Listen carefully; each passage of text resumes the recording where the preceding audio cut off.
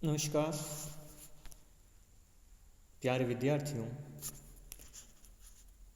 इसके पहले हमने देखा था मानव की प्रजातियों के अंतर्गत प्रजाति शब्द है उसका अर्थ देखा था, उसकी परिभाषा को देखा था,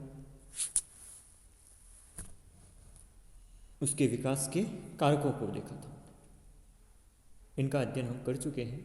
आगे हम मानव की प्रजातियाँ उसके अंतर्गत भाग 2 का अध्ययन करेंगे, जिसमें प्रजातियों के क्या क्या अभिलक्षण हैं वर्गीकरण के, उसका अध्ययन करेंगे।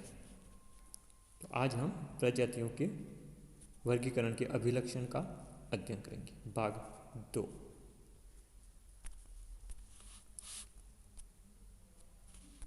भाग 2 के अंतर्गत प्रजातियों के वर्गीकरण के अभिलक्षण का अध्ययन करेंगे। प्रजातियों के वर्गीकरण के अभिलक्षण, इसके अंतर्गत हम बाह्य लक्षण और आंतरिक लक्षण, इन 2 लक्षणों का अध्ययन करेंगे, दोनों का देखेंगे, एक एक करके इनका अध्ययन करेंगे। हम पहले ले लेते हैं बाह्य लक्षण। प्रजातियों का वर्गीकरण करते हैं तो बाह्य लक्षण कौन कौन से हैं जिसके आधार पर हम उसका वर्गीकरण करते हैं। तो इसके अंतर्गत त्वचा का रंग है, बाह्य लक्षणों के अंतर्गत त्वचा का रंग है, बालों की बनावट है, शरीर की लंबाई है या कद है, मुख की आकृति है, मुखाकृति, आँखों का रंग है और उसकी बनावट है, होठों का आकार है, इनका अध्ययन मुख्यतः इसके अंतर्गत किया जाता है। तो एक एक करके इसको देखते हैं। पहला है प्रजातियों की वर्गीकरण का अभिलक्षण है, वो पहला है त्वचा का रंग। अब त्वचा का रंग है वो विश्व के अंदर विभिन्न प्रकार की जनजातियाँ उसमें अलग अलग होता है, क्योंकि यहाँ पे विश्व की विभिन्न प्रजातियों में जलवायु और शारीरिक परिवर्तनों के कारण, शारीरिक परिवर्तन होते हैं, उसके कारण त्वचा का जो रंग है वो अलग अलग होता है। जलवायु के प्रभाव के कारण क्या होता है, हमने पहले भी देखा है कि उष्णकटिबंधीय क्षेत्र हैं जहाँ तापमान अधिक है, वहाँ पर प्रजाति की त्वचा का रंग काला होता है। कैसा होगा? काला। इसके विपरीत जहाँ पे शीत जलवायु है, ठंडी जलवायु है, वहाँ पे त्वचा का रंग है वो सफ़ेद होता है। तो इस तरह हम भूमध्य रेखा की ओर काली त्वचा की प्रजाति के लोग मिलेंगे और जैसे जैसे हम ध्रुव की ओर जाएंगे उसका रंग है वो श्याम होता जाएगा, यानी सफ़ेद होता जाएगा, श्वेत होता जाएगा, श्याम का श्वेत होता जाएगा, सॉरी। ध्रुवों की ओर जैसे जैसे जाएंगे तो उसका कलर कैसा होगा? सफ़ेद होता जाएगा। इस तरह हम देख सकते हैं कि त्वचा का रंग का प्रजाति के अंदर अलग अलग रंग मिलते हैं। श्वेत रंग वाली प्रजाति कह सकते हो, या पीत रंग वाली प्रजाति है, श्याम रंग वाली प्रजाति, काले रंग की। तो इस तरह त्वचा के रंग के आधार पर भी प्रजातियों का वर्गीकरण किया जाता है, उसका ये अभिलक्षण है। दूसरा अभिलक्षण है बालों की बनावट। अब बालों की बनावट अलग अलग होती है, क्योंकि बालों की बनावट है उस पर आयु है, लिंग है, जलवायु है, भोजन है आदि का प्रभाव तो कम पड़ता है, तथा वंशानुक्रम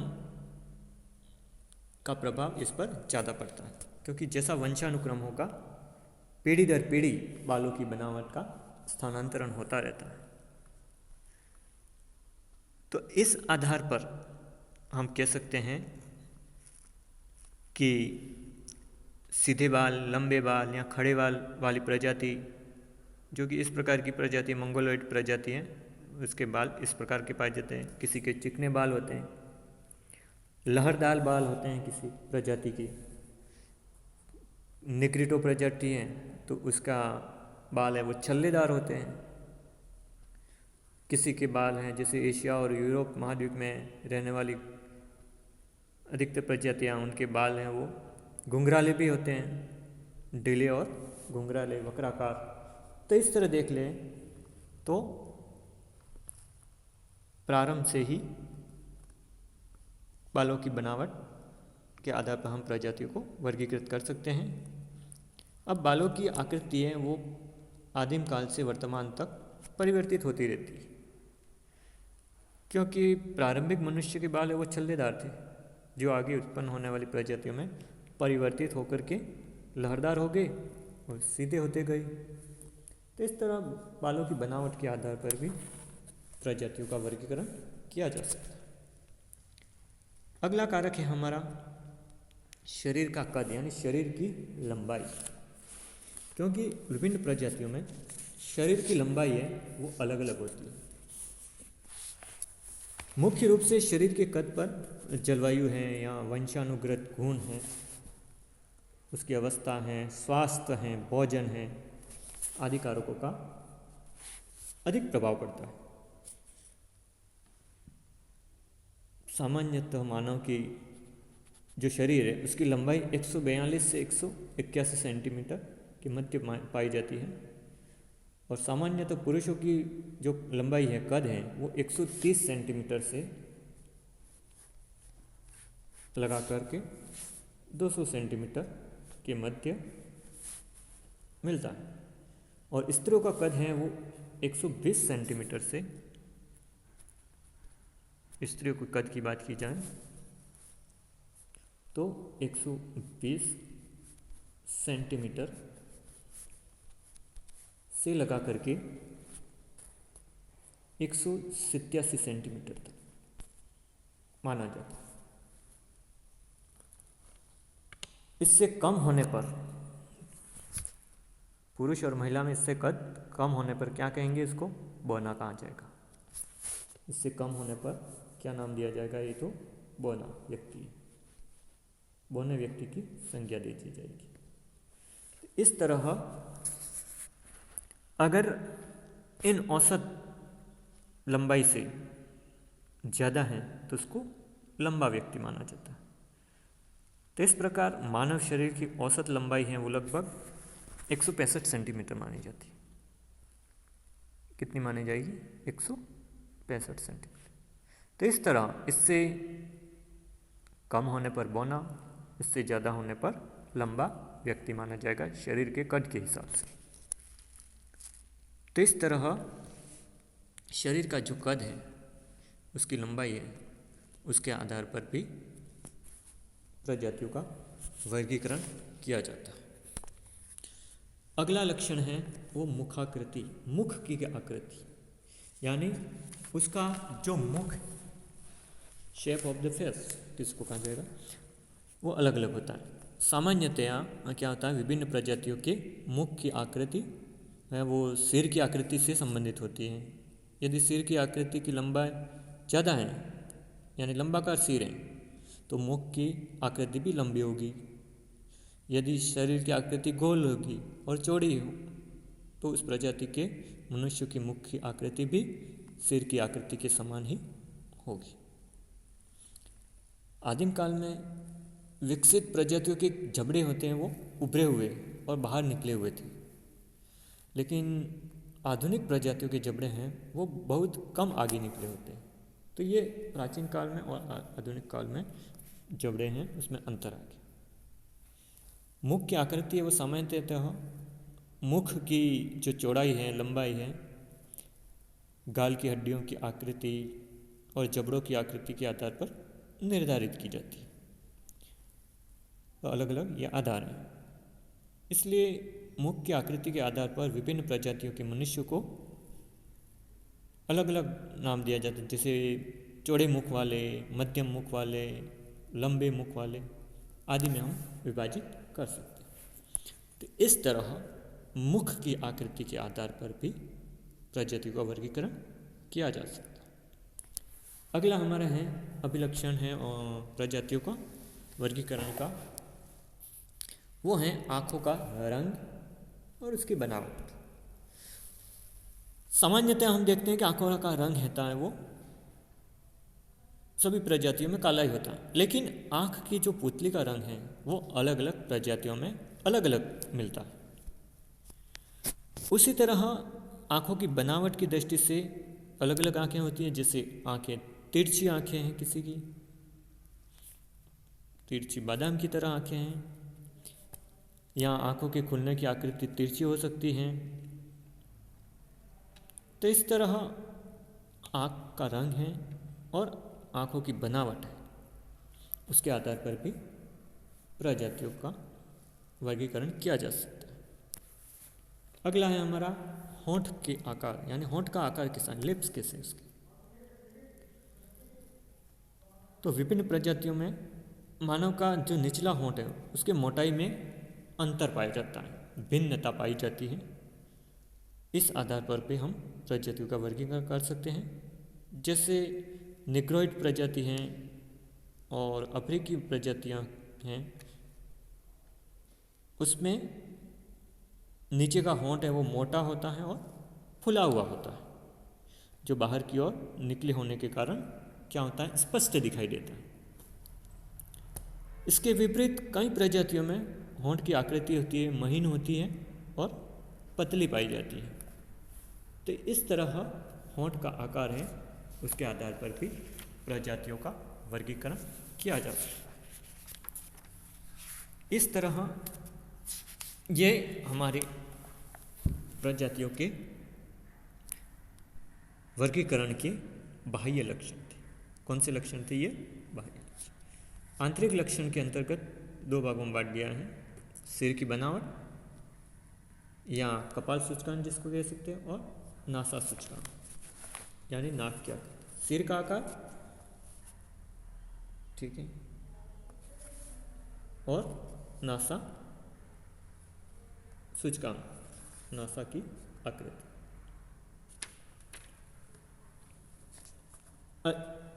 अब देख रहे हैं सिर की बनावट या कपाल सूचकांक क्या है। अधिकांश मानवशास्त्री उन्होंने सिर के आकार को प्रजातियों के वर्गीकरण का मुख्य आधार बना। सिर की बनावट या आकार है मुख्य माना, क्योंकि सिर की आकृति है वो शारीरिक लक्षणों में सबसे अधिक स्थायी मानी जाती है और इसमें बहुत कम परिवर्तन होता है। ठीक है, बाकी लक्षणों में तो परिवर्तन हो जाता है, लेकिन सिर का आकार है, सिर की बनावट है या कपाल सूचकांक है, उसमें कम परिवर्तन हो जाता है। सिर की आकृति का निर्धारण वो शीर्ष सूचकांक यानी कपाल सूचकांक के आधार पर किया जाता है। जो कपाल सूचकांक है या सेफेलिक इंडेक्स है, उसका निर्धारण हम निम्नांकित सूत्र के माध्यम से कर सकते हैं। कौन सा? CI, सेफेलिक इंडेक्स या कपाल सूचकांक। तो इसमें क्या होगा? सिर की चौड़ाई, सिर की चौड़ाई भागित सिर की लंबाई मल्टीप्लाई बाय 100 यानी 100 से गुणा कर लेंगे, जो कि परसेंटेज में आएगा। तो इस तरह CI यानी कपाल सूचकांक कह सकते हैं इसको। उसका सूत्र है सिर की चौड़ाई भागित सिर की लंबाई गुणित 100। तो इससे आ जाएगा शीर्ष सूचकांक या कपाल सूचकांक। अब इस आधार पर प्रजातियों को अलग अलग भागों में वर्गीकृत किया जा सकता है। अगर इसका सूचकांक, शीर्ष सूचकांक है वो 77 से कम आ गया, जो कि परसेंटेज में आएगा, तो 77% से कम आ गया तो उसका लंबा सिर माना जाएगा। 77 से 81 के मध्य आ गया तो ये मध्यम सिर माना जाएगा, मध्यम सिर वाली प्रजाति। और 81 से ज़्यादा आ गया, उससे अधिक, तो क्या होगा? इसको चौड़ा सिर माना जाएगा, तो ये चौड़े सिर वाली प्रजाति। इस प्रकार 3 भागों में बांट सकते हैं, लंबा सिर, मध्यम सिर और चौड़ा सिर। 77 से कम लंबा सिर, 77 से लगा करके 81 मध्यम सिर और 81 से अधिक चौड़ा सिर। तो इस तरह ये कपाल सूचकांक या शिरस्य सूचकांक के द्वारा प्रजातियों का वर्गीकरण किया जा सकता है। क्योंकि क्या है, प्राचीन जीवावशेषों के अध्ययन के आधार पर भी हम कह सकते हैं कि आदिकाल में उत्पन्न मानव प्रजातियों की सिर है वो लंबाकार आकृति में पाई जाती थी, लेकिन वर्तमान समय की मानव की प्रजातियों की सिर चौड़े पाए जाते हैं। सिर की आकृति जीवित और मृत दोनों में समान पाई जाती है। प्राचीन अवशेष हम देखते हैं तो वो मृत हैं, और वर्तमान के मानव तो उनकी आकृति है वो सेम पाई जाती है। इसमें आकार में कोई परिवर्तन नहीं होता, इसलिए सिर की आकृति को मानव प्रजाति के वर्गीकरण के प्रमुख आधार माना जाता है, क्योंकि इसके अंदर परिवर्तन कम ही होता है, न के बराबर। उसी तरह कपाल सूचकांक या सिर की बनावट की तरह दूसरा है हमारा नासा सूचकांक। नासिका की आकृति जिसको कह सकते हैं, नासा का मतलब नासिका, नाक, नाक की आकृति, नाक का सूचकांक वो कैसा है। विश्व की विभिन्न मानव प्रजातियों की नाक की आकृति होती है वो भी भिन्न भिन्न होती है। नाक की चौड़ाई यानी चौड़ी नाक या पिचकी हुई नाक, कैसी भी नाक हो सकती है। तो नाक का ऊपरी भाग मध्यम या निम्न मध्यम आकृति का हो सकता है। नाक की आकृति का निर्धारण है वो मानव शास्त्रियों में नासिका सूचकांक, नासा सूचकांक के द्वारा किया गया। तो नासिका सूचकांक क्या चीज़ है? नासिका सूचकांक, नोजल इंडेक्स जिसको कहा जाएगा, नासिका सूचकांक। इसका निर्धारण भी जैसे हमने कपाल सूचकांक या शिरस्य सूचकांक का हमने निर्धारित किया था, निकालने का एक फॉर्मूला, वैसा ही इसका भी एक फॉर्मूला है। तो नासिका सूचकांक बराबर नाक की लंबाई, नाक की चौड़ाई, पहले आएगा चौड़ाई भागित नाक की लंबाई गुणित 100 कर दे, तो इससे जो आएगा वो नासिका सूचकांक आ जाएगा। यानी ये भी परसेंटेज में होगा, ये भी भाग किस में होगा? प्रतिशत भाग में होगा। तो इस तरह है यहाँ पे नासा सूचकांक आ जाएगा, उसकी गणना की जाएगी नाक की चौड़ाई बटे नाक की लंबाई गुणित 100। तो इस आधार पर हम कह सकते हैं कि ये परसेंटेज है वो 55 से कम आया तो हम बहुत पतली नासिका कह सकते हैं। 55 से 70 आ गया तो पतली नाक कह सकते हैं। 70 से 85 के मध्य में आ गया तो मध्यम नासिका कह सकते हैं। 85 से लगा करके 100 के मध्य में आया तो चौड़ी नाक कह सकते हैं, और 100 से ज़्यादा आया तो बहुत चौड़ी नासिका कह सकते हैं। तो इस तरह देखें तो नासा सूचकांक के आधार पर भी हम प्रजातियों का वर्गीकरण कर सकते हैं। इस तरह हमने आज देखा कि प्रजातियों, उनके वर्गीकरण के अभिलक्षण कौन कौन से। पढ़ते रहिए और इसके पहले वाला वीडियो भी देख लीजिए, और आगे भी हम देखते रहेंगे प्रजातियों के बारे में। और भी बहुत सारी जानकारियाँ बाकी हैं जिसको अगले वीडियो में हम पूरा करेंगे। थैंक यू, धन्यवाद।